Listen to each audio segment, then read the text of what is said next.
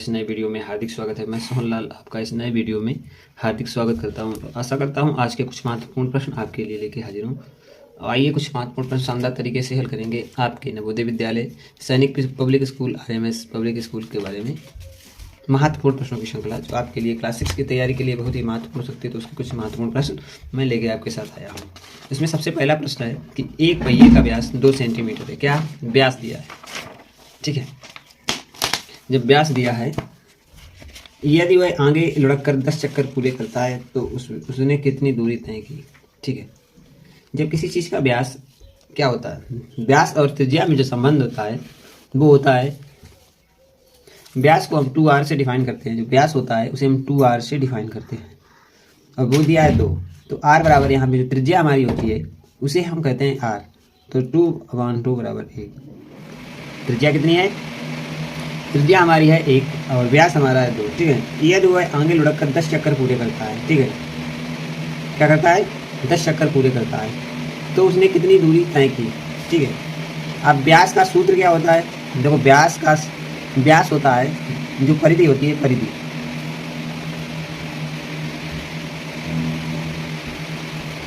जो परिधि हमारी होती है वो होती है 2πr। अब परिधि क्या होती है? जैसे ये वृत्त है हमारा और इसके ये आसपास की जो एरिया है इसे हम लोग परिधि कहते हैं और परिधि को हम लोग 2πr द्वारा डिफाइन करते हैं। ठीक है, तो हमारी परिधि कितनी हो गई? 2πr, यानी कि 2 पाई का मान कितना है? 22/7। r कितना है हमारा? 1 है ना। अब इसे काट देंगे तो कितना आ जाएगा? तो आप कहेंगे 44 बटे 22×44/7। ठीक है, यहाँ पे जो ऑप्शन दिए गए हैं इसमें से कौन सा ऑप्शन सही है वो हमें बताना। ठीक है ना, तो ये हो जाएगा 7×35 7×42, यानी कि 6.7×42, 2 बचेंगे, दशमलव लगा देंगे, 20 हो जाएगा और 7 या 21 ज़्यादा होगा, 7×2 14। और इसके बाद जो होगा वो आएगा 7×2 14, फिर बचेंगे 6, 60 हो जाएगा और 7×42 7×7 7×56 8 होगा, यानी 6.28 सेंटीमीटर दूरी तय करेगा। कितनी दूरी तय करेगा? तो आप कहेंगे 6.28 मीटर दूरी तय करेगा। तो पहला प्रश्न इस प्रकार से हल होगा। आपको दिखाया था आपने प्रश्न जो था कि एक पहिए का व्यास, यानी कि व्यास जो है 2r है वो 2 सेंटीमीटर है, तो r बराबर कितना हो जाएगा? 1 सेंटीमीटर। ठीक है ना, ये जो है अपने 10 चक्कर पूरे लगाता है। ठीक है, 10 चक्कर पूरे लगाता है। हमने यहाँ पे बात की है 2πr, यानी कि यहाँ पे ये 1 चक्कर की बात है। कितने चक्कर की बात है? 1 चक्कर की बात है। अब ये 10 चक्कर लगा रहा है तो 10 का हमें गुणा करना पड़ेगा। इसमें क्या करना पड़ेगा? 1 चक्कर पे 6.28, तो यानी कि 6.228 गुणे 10 कितना हो जाएगा? 62.8। इस प्रकार, क्योंकि 1 चक्कर की बात होती तो हमारा जो ऑप्शन था वो ये बी सही हो जाता है। अब 10 चक्कर की बात है तो कौन सा ऑप्शन सही होगा? 62.8, 1 पॉइंट दशमलव आगे बढ़ जाएगा। ठीक है ना, तो 62 पॉइंट, तो ये राइट आंसर ए ऑप्शन सही है। आइए चलते हैं अगले महत्वपूर्ण प्रश्न को ध्यानपूर्वक पढ़ेंगे और समझने का प्रयास करेंगे। कह रहा है कि एक व्यक्ति अपनी संपत्ति का आधा भाग अपनी पत्नी को, 1/3 अपने पुत्र को तथा शेष अपनी पुत्री को छोड़ता है। यदि पुत्री का भाग 15,000 रुपये हो तो उसकी पत्नी का व पुत्र का मिलाकर धन कितना होगा? तो सबसे पहले यहाँ पे आप समझेंगे कि व्यक्ति अपनी संपत्ति, तो व्यक्ति की संपत्ति हम कितनी मान लेंगे? यक्स मान लेंगे। क्या कहेंगे? माना व्यक्ति की कुल आय कितनी आप मानेंगे? हम मान लेंगे कि x है। कितनी मान लेंगे? x है। जब व्यक्ति की कुल आय जब x होगी तब वो क्या कह रहा है? अपनी पत्नी को आधा और अपने पुत्र को 1/3। तो पत्नी को कितना भाग दे रहा है? पत्नी को दिया भाग, पत्नी को दिया भाग बराबर है x/2, क्योंकि आधा दे रहा है। और पुत्र को कितना? पुत्र को दिया भाग आप कहेंगे 1/3। कितना कह रहा है? 1/3, x/3 भाग, x/3 भाग। और शेष भाग अपनी पुत्री को, शेष भाग अपनी पुत्री को, पुत्री को दिया। ठीक है, शेष भाग अपनी पुत्री को दिया। लेकिन कह रहा है कि पुत्री को उसने 15,000 रुपये दिए। कितने दिए? शेष भाग जो बचा है वो है 15,000, है ना।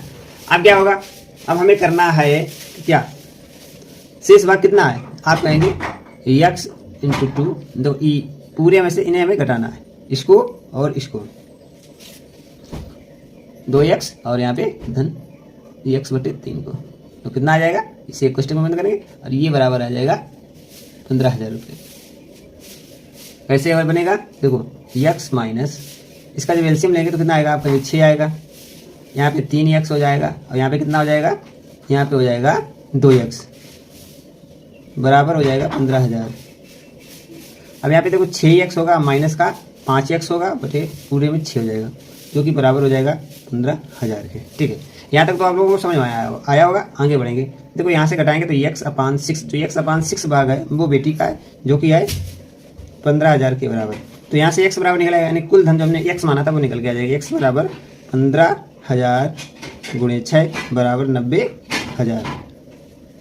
इतना क्लियर हो गया, जो कि लड़की को कुल संपत्ति थी 90,000। अब कह रहा था क्या, अब पीछे लौटाएंगे, यहाँ से देखेंगे, कह रहा है कि माना था हमने कि व्यक्ति की कुल आय x है, तो x बराबर यहाँ पे हमारा कितना आया, 90,000 रुपया। ठीक ना, अब पत्नी को दिया भाग 1/2, यानी कि x/2 दिया, यानी 90,000 बटे 2 बराबर 45,000। अब x/3 बराबर कितना है, 90,000 बटे 3, यानी कि 3 × 9 यानी कि 30,000। तो पत्नी और पुत्र को दिया भाग बराबर 45,000 और 30,000, यानी कि ऑप्शन जो है 45,000 30,000, ए ऑप्शन इसका बिल्कुल सही है। ठीक है ना, ऑप्शन समझ में आ गया, 45,000 30,000 इसका राइट ऑप्शन है। ठीक है, आगे बढ़ते हैं, अगले प्रश्न की तरफ चलेंगे। अगला प्रश्न क्या कहता है कि किसी पंचभुज के अंतः कोणों का योग होता है, किसी पंचभुज के अंतः कोणों का योग होता है, 340 अंश होता है, 360 अंश होता है, 480 अंश होता है या 540 अंश होता है। क्या करेंगे, इसका सूत्र होता है अंतः कोणों का योग बराबर n-2 इंटू 180 अंश, ये होता है इसका फार्मूला, यानी कि सूत्र होता है। तो यहाँ पे मान रख देंगे, पंचभुज है ना, कितने भुजाओं को बता रहा है कि पंचभुज, यानी कि n बराबर यहाँ पे 5 है, n बराबर कितना है, n बराबर 5, तो n-2 5 - 2 गुणे 180 अंश, यानी कि 3 गुणे 180 अंश, 18 का 18 36 38 54, यानी कि 540 इसका राइट आंसर होगा। 140 अंश होगा, क्योंकि अंश का गुणा हमने अंश से किया था, तो इसका आंसर डी बिल्कुल सही है। तो इस प्रकार से इस प्रश्न का हमें क्या, जो पंचभुज का सूत्र होता है वो हमारा होता है n-2 इंटू 180 अंश। तो दिए हुए जितने भी हमारे अंतः कोण योग है वो निकल आएगा, क्योंकि n हमारा होता है, जैसे यहाँ पे पंचभुज है तो n बराबर 5 है, षष्ठभुज होता है तो n बराबर 6 हो जाता है। तो इस प्रकार से जो भुजाओं का योग होता है वो n होता है। ठीक है, भुजाएं होती हैं वो n होती हैं, और कितनी भुजाएं उतना हमारा n हो जाएगा। अगला प्रश्न है, ये बना है एक प्रकार का